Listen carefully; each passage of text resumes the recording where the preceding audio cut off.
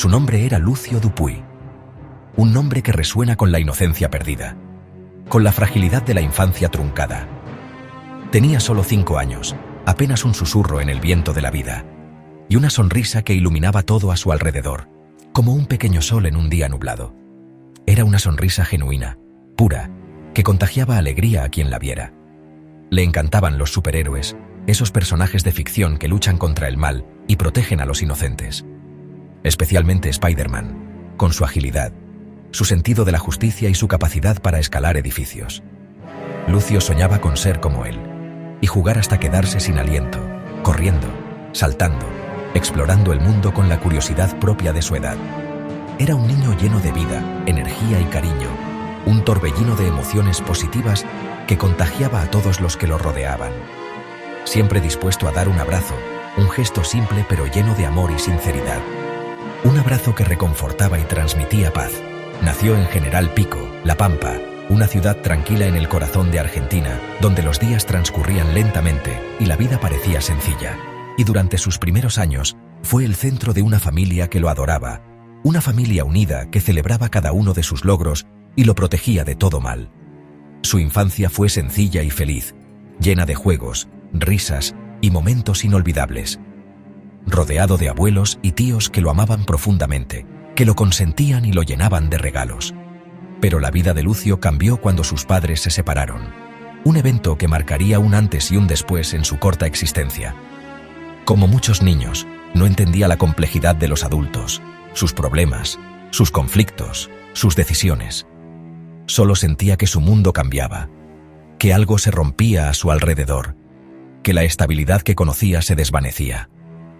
Fue alejado del cálido abrazo de su familia extendida, de ese entorno seguro y amoroso que lo había visto crecer, y llevado a un entorno nuevo, desconocido, donde las reglas eran diferentes y las personas no eran las mismas.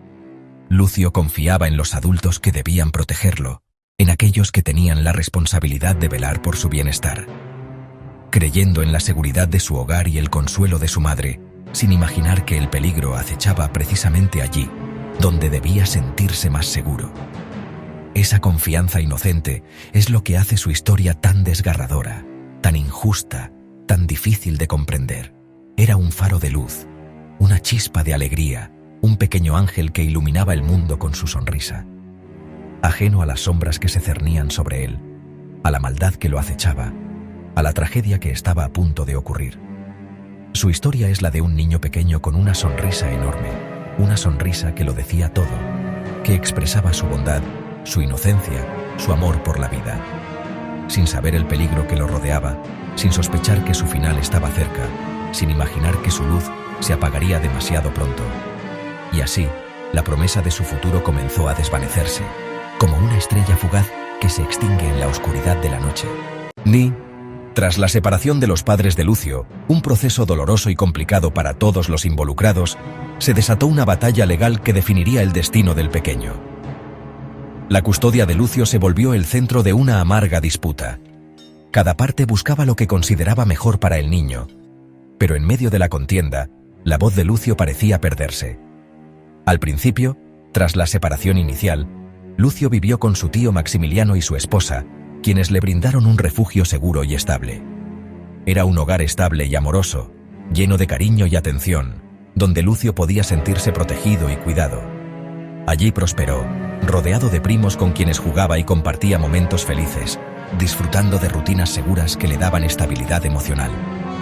Pero en 2020, un nuevo giro sacudió la vida de Lucio. Su madre, Magdalena, quien ahora mantenía una relación de pareja con Abigail Páez, tomó una decisión que cambiaría el curso de los acontecimientos. Decidida a recuperar la cercanía con su hijo, Magdalena pidió la custodia total de Lucio, iniciando un nuevo proceso legal lleno de incertidumbre.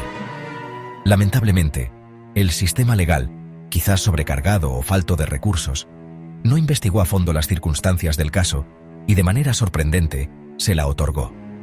Lucio fue abruptamente arrancado de su hogar, del entorno familiar que conocía y amaba, sin una preparación adecuada ni una evaluación exhaustiva de las consecuencias. Fue llevado a Santa Rosa, una ciudad lejana, lejos de su familia paterna, de sus primos, de todo lo que le brindaba seguridad y estabilidad. Las visitas y llamadas, que eran un salvavidas para mantener el vínculo con su familia, se volvieron imposibles. La comunicación fue bloqueada, silenciando las voces que lo amaban. La familia quedó apartada, sumida en la desesperación y la impotencia, sin poder hacer nada para proteger a Lucio. La decisión judicial priorizó la biología, el lazo sanguíneo, sobre el bienestar real de Lucio, ignorando las necesidades emocionales y psicológicas del niño. Nadie se detuvo a preguntar quién era Abigail Páez, cuál era su historial, ni si el nuevo entorno al que Lucio sería expuesto era realmente seguro y propicio para su desarrollo. El sistema, ciego ante las señales de alerta, simplemente marcó casillas en formularios, cerró el caso y archivó el expediente, sin considerar el impacto devastador en la vida de Lucio. Dejando a Lucio vulnerable, expuesto a peligros inimaginables, sin la protección y el cuidado que tanto necesitaba. Así, el niño quedó completamente en manos de su madre y su pareja, sin supervisión ni control externo, sellando su destino de una manera trágica. Nadie, ni siquiera en sus peores pesadillas, pudo haber imaginado la pesadilla que vendría, el horror que se desataría sobre la vida de Lucio. Pronto, las señales de alarma fueron imposibles de ignorar. Lucio fue llevado al hospital al menos 5 veces en pocos meses, con fracturas, hematomas y cortes.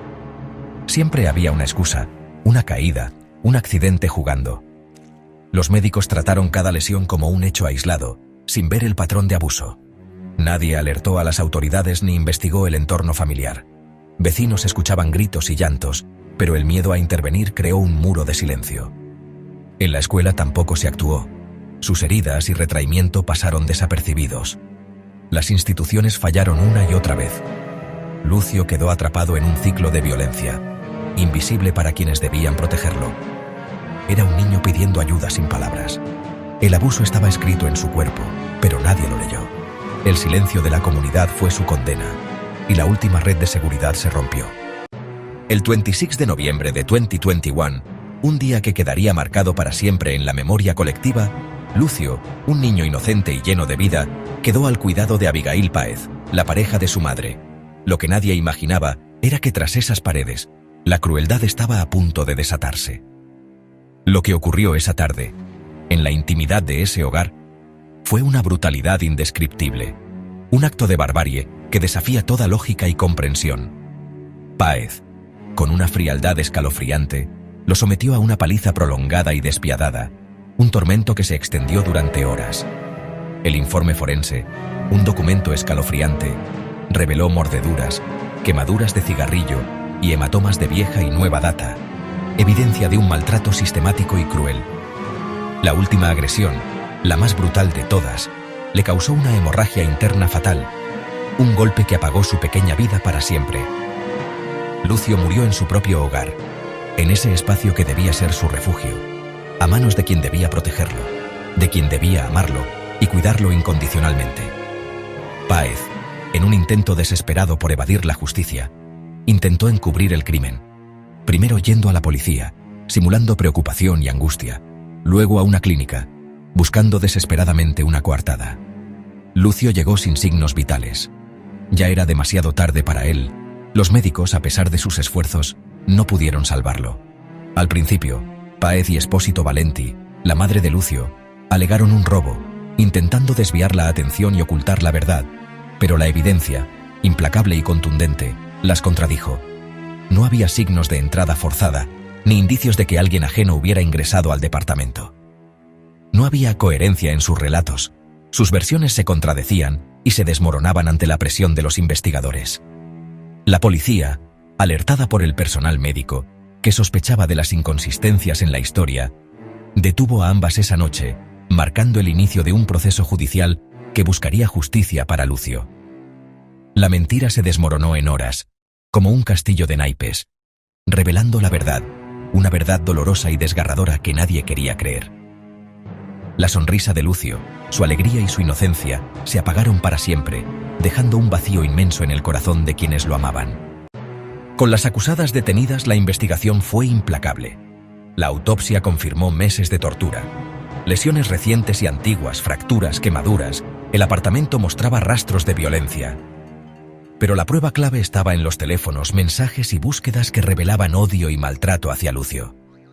Las acusadas discutían castigos y cómo ocultar el abuso. La evidencia digital y forense era irrefutable.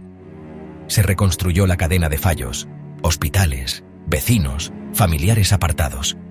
El caso dejó claro que Lucio fue fallado en todos los niveles. La investigación no solo buscaba culpables, sino entender cómo la sociedad permitió esta tragedia. El horror salió a la luz, y la reacción pública no tardó en llegar. Argentina estaba a punto de estallar en indignación.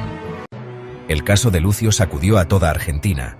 Su historia se convirtió en símbolo de inocencia traicionada y de fallos sistémicos. Protestas espontáneas llenaron las calles, exigiendo justicia y reformas. El hashtag #Justicia por Lucio fue tendencia nacional. La indignación no era solo contra las asesinas, sino contra jueces, médicos y el sistema entero. El país se preguntó: ¿cómo permitimos esto? El caso abrió un debate nacional sobre el maltrato infantil y la responsabilidad colectiva. La presión social fue abrumadora. La justicia debía responder. Lucio se transformó en un llamado urgente a proteger a todos los niños. El grito de justicia se volvió un clamor nacional. El juicio a Espósito, Valenti y Páez fue seguido por todo el país.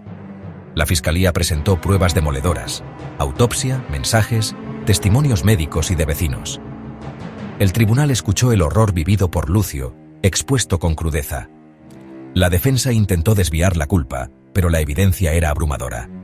Ambas acusadas permanecieron en silencio, sin mostrar remordimiento.